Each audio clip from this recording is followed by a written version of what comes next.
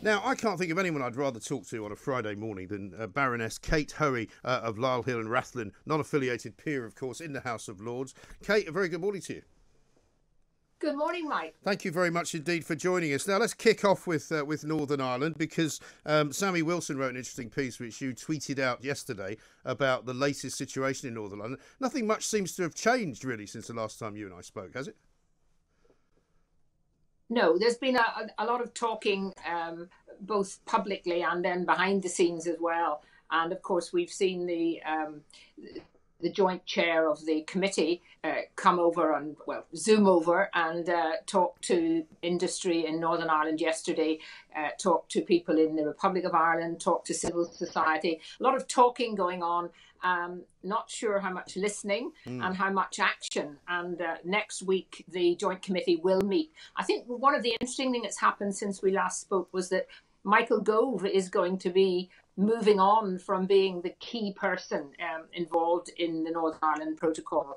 He has chaired it and he's been involved for some time. And now we're getting David Frost, who was the lead negotiator for United Kingdom all during the trade talks. He is coming into the cabinet from the beginning of March and is going to take over that joint chairmanship. And I kind of welcome that, because I think I do feel confident that he actually realizes what has to be done. And I'm hopeful that that change will also show the European Union that we are going to be tougher. And frankly, all this tinkering won't make any difference.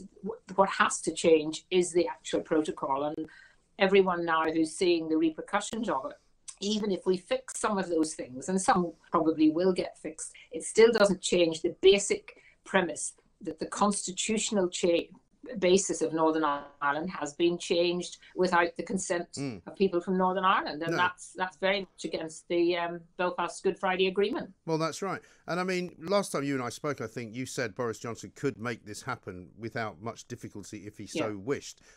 Does he feel that David Frost is more likely to be able to deliver that, do you think, than Michael Gove is? I think he's the relationship between Boris Johnson and David Frost is very close, in the sense that I think he trusts him very much. I'm not saying he doesn't trust Michael Gove, but you never know these days what's going on between the Govites and the Borisites. But certainly he trusts David Frost more. And I know people just think, oh, you're just trying to stick up for Boris, but I do genuinely feel that the Prime Minister knows that this was a mistake. It was a mistake that could have been avoided, and it has to be altered, because he does not want to go down as the Prime Minister who has caused the first cracks in the breakup of the United Kingdom. And Sammy Wilson refers to the tensions, and obviously we know the historic tensions in Northern Ireland. Is your sense that has got worse since, say, last week or the week before? Is it getting worse, or is it kind of levelling out? Well, I think the anger is just as great, indeed even more, when people, as a family perhaps, who haven't had much to do with this or taken much interest, suddenly if they're affected by it, if they suddenly can't get something, or they've got a relative who they know is going to have to bring a pet over at some stage, these kinds of little things, but they all add up. So there is anger still there. I think what is worrying, and I've said this before, is there is a feeling that those who wanted the protocol, those who didn't want a border, who would be the nationalists more, or the Republican element in Northern Ireland, they have somehow managed to get more results because of the threats of violence. And that's worrying for a lot of young people from the pro-union community, because many of them will be thinking, well, hang on, we've managed to get nowhere, but then we haven't threatened violence. So, I think that's something that, again, Downing Street needs to be aware of. And I think everyone who cares about peace in Northern Ireland has to recognise that is also something. The key thing about the Belfast Agreement, it was to bring, stability to Northern Ireland and confidence that nothing could ever change unless there was a majority of people in Northern Ireland who wanted to change it. And that has been completely sort of taken away now, and that's what's worrying. Yeah. And what about the ports? Are they still operating as if they're not really there, in the sense that anyone who comes in with stuff well, no, basically is allowed to come in? Well, they're back. The workforce has gone back at the beginning of this week, but there was like quite a long period when lorries were coming in and out without being checked, and as I've always said, the world didn't end. There wasn't any major issue, right. But now they are back to checking, and of course things will get worse when the transition period ends and more health certificates have to be brought in. So it is difficult, and I understand that people listening in England, and perhaps, well, I think particularly England, probably shrug and say, oh goodness, this not Northern Ireland, who cares really? And I think that's very, very sad, because Northern Ireland people have put in a huge amount to the United Kingdom over the years, and we deserve to be listened to. And when they say, as all the political parties from the pro-union side are saying, this can't work, then it's got to. Yes. Something has to happen, and it has to happen soon. Also, I think we have to look at the Northern Ireland situation as part of a round in which, we have a problem in Scotland with the SNP trying to break away from the Union. Wales has got its own version of independence that they want to have. And I think, when you put it in that context, it's a much more important story for us. Well, I think you're absolutely right, Mike, because the links, between Scotland and Northern Ireland, the Ulster-Scots sort of aspect, is very, very strong. People are very close. There's a lot of movement back and forward between Scotland and Northern Ireland.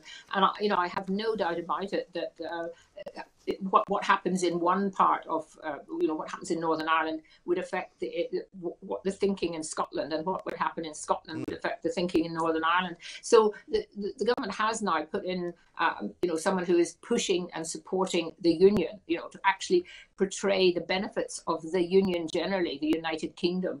And that's particularly, of course, in the context of Scotland and the Scottish elections. So I think there is an awareness that maybe we've just taken things for granted for too long, that everything's fine and normal, when actually behind the scenes there's been a lot of movement. No, you're right. I mean, I've never met more people from Northern Ireland than I met when I was working in Scotland, apart from when I went to Northern Ireland. So, there's very much a sort of a parade of, especially young people who go and study in Scotland and stay and continue to work in Scotland because perhaps the job opportunities are better. And it's of course, I forgot to say, Mike, there was the announcement that we might be getting a tunnel between Larne and Stranraer.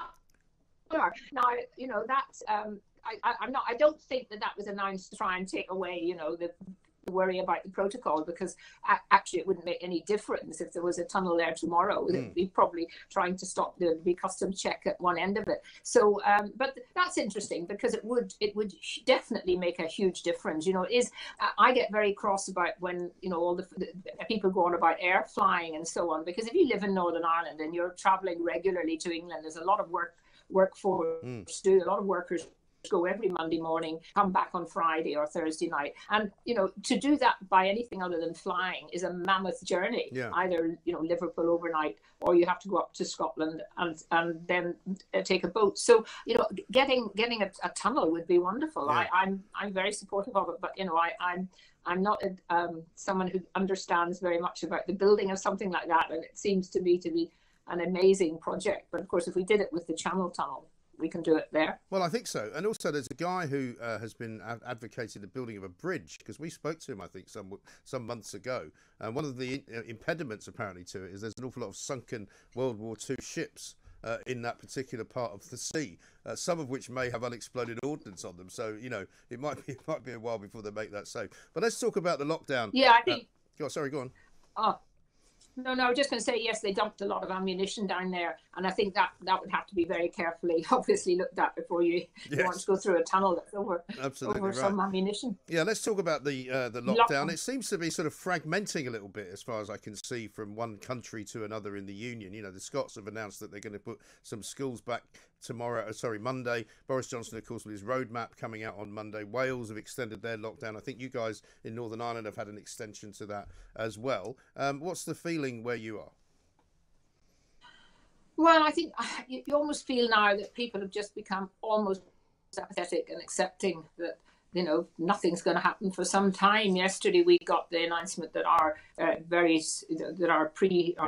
nursery schools and our very first 3 years at primary school would go back on March the 8th, but the actual lockdown has been extended. We were going to be locked down until the early March. It's now going to be the 1st of April with a review on March the 18th.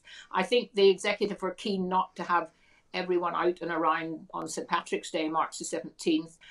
But of course, that end of the lockdown, well, it's not the end of the lockdown, it's the announcement of the next discussion about the end of the lockdown, would be just fall before the Easter weekend. And I imagine they will not want people to be out and around at Easter weekend. So I think it's going to come slowly.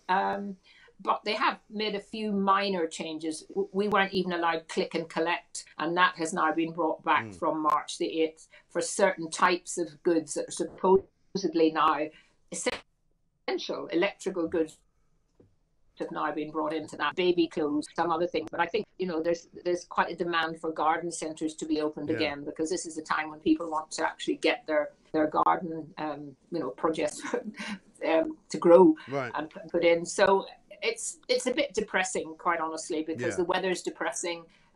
People can't mix in any way whatsoever, but there's no real organised opposition to it.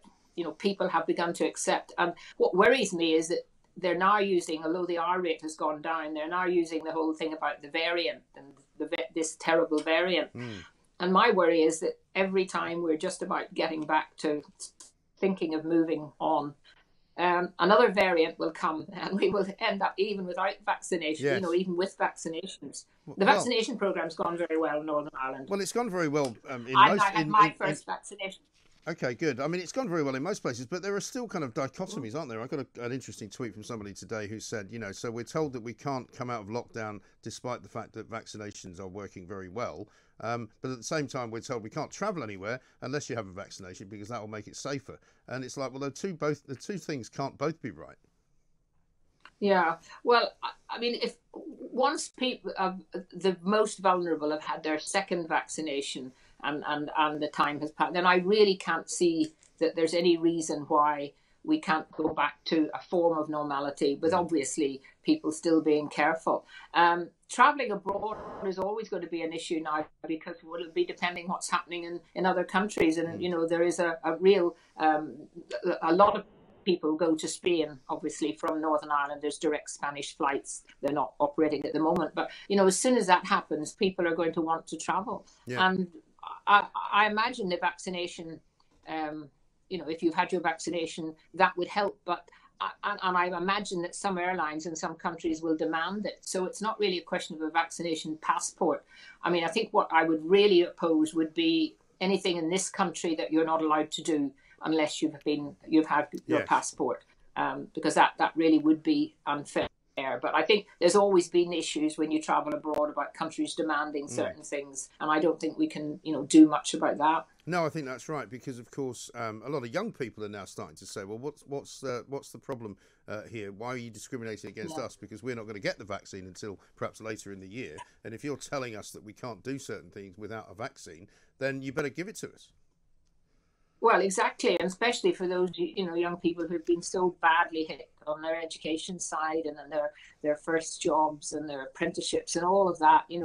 They are it's the very young, that age, the sort of teenage age, and then the very elderly who have really had to bear the brunt of this. There's an awful lot of people have genuinely gone about their normal business. I mean, you just look at the roads, how busy some of them still are, and the numbers of, I have a great, I really do admire all the lorry drivers and the van drivers who are out there delivering things, as normal, and they don't seem to get the kind of respect that they should do for being, they're the people, and the people who work in the supermarkets and so on that have kept the country going, really, haven't they? Well, exactly right.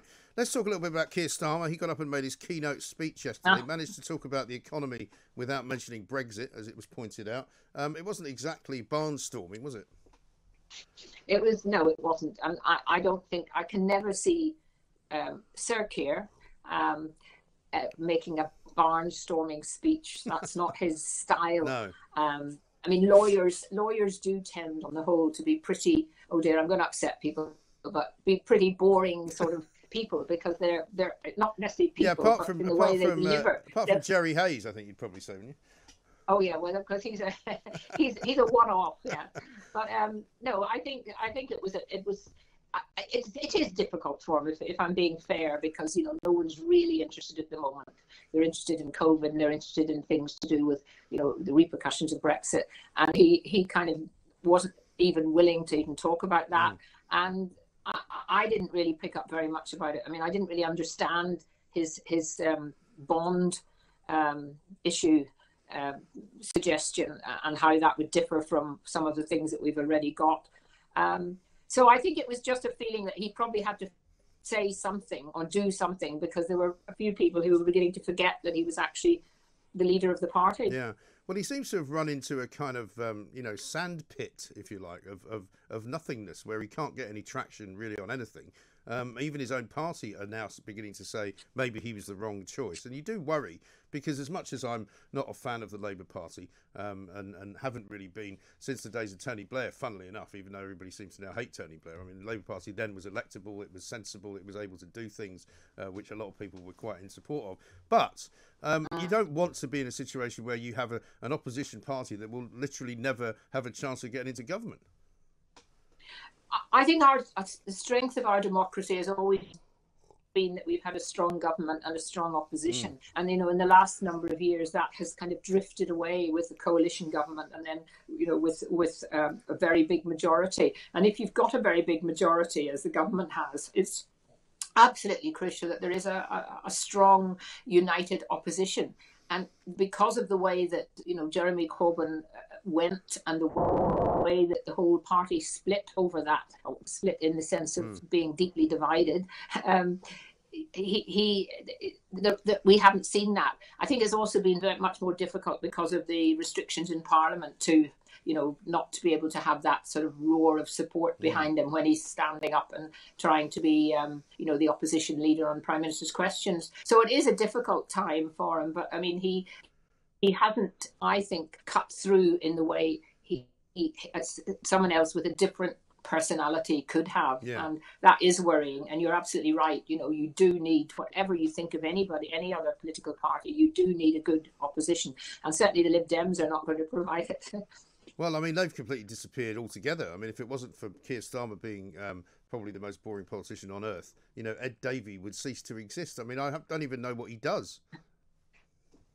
I don't think I probably prefer to talk about Ed Davey more than Lib Dems. I find the way the Lib Dems behaved during the whole of the referendum campaign and the 4 years after was just so despicable, really. Yes. That I cannot imagine anyone who voted to leave ever wanting to even think of voting for the Lib Dems again. No, I think you're absolutely right. Baroness Hoey, as ever, great to talk to you. Have a good weekend with what best you can do things with, because, of course, there's not an awful lot you can do at this moment in time. However, come Monday, we may know a little bit more about what we will be granted in terms of our freedoms, because there's lots to talk about when it comes to that. There was a photographer arrested, which we're going to talk about, by the police, and they've now completely reversed their decision on 1, charging him, 2, fining him, and 3, saying that he was in breach of COVID regulations by filming outside Napier Barracks, which of course he was not.